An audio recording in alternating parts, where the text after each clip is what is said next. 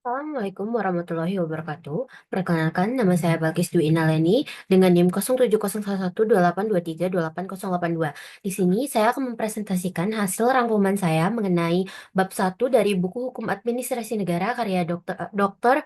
Sahya Anggara MSI mengenai dasar-dasar hukum administrasi negara. Baiklah, langsung saja kepada yang pertama, pendahuluan. Buku Hukum Administrasi Negara karya dari Dr. Sahya Anggara MSI ini memberikan pemahaman yang mendalam tentang administrasi negara dan hukum-hukum yang mengaturnya. Pada bab satu ini, penulis yaitu Dr. Sahya Anggara MSI menjelaskan dasar-dasar dari hukum administrasi negara, menekankan pentingnya pemahaman mengenai konsep, teori, dan praktik administrasi dalam konteks pemerintahan. Selanjutnya yaitu ada pengertian hukum administrasi negara. Hukum administrasi negara merupakan sekumpulan aturan yang mengatur hubungan antara pemerintah dan masyarakat. Ini mencakup berbagai aspek seperti kebijakan publik, pengelolaan sumber daya, serta hak dan kewajiban warga negara. Penulis atau Dr.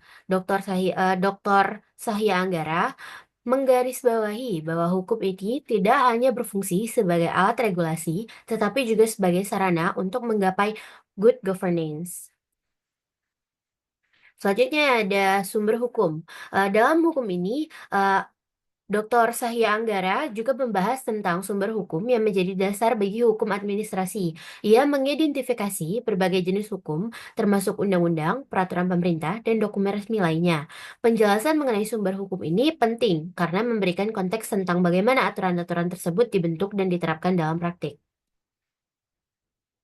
Selanjutnya ada tujuan dan fungsi hukum. Tujuan di mana penulis menjelaskan tujuan utama dari hukum administrasi negara adalah untuk menciptakan keadilan dan kepastian hukum dalam administrasi publik. Sedangkan fungsi hukum ini tuh mencakup perlindungan hak-hak individu seperti pengawasan terhadap tindakan pemerintah agar tetap sesuai dengan peraturan yang berlaku. Hal ini tuh penting untuk mencegah penyalahgunaan kekuasaan oleh aparat pemerintahan. Di sini pula ada membahas mengenai perbandingan dengan sistem hukum lain. Pada bab satu ini juga menyentuh perbandingan hukum antara hukum administrasi negara di Indonesia dengan sistem hukum di negara lain. Anggara menyoroti perbedaan pendekatan dan implementasi hukum administrasi di berbagai negara yang dapat memberikan wawasan tambahan bagi pembaca mengenai bagaimana sistem hukum dapat berfungsi secara efektif dalam konteks yang berbeda.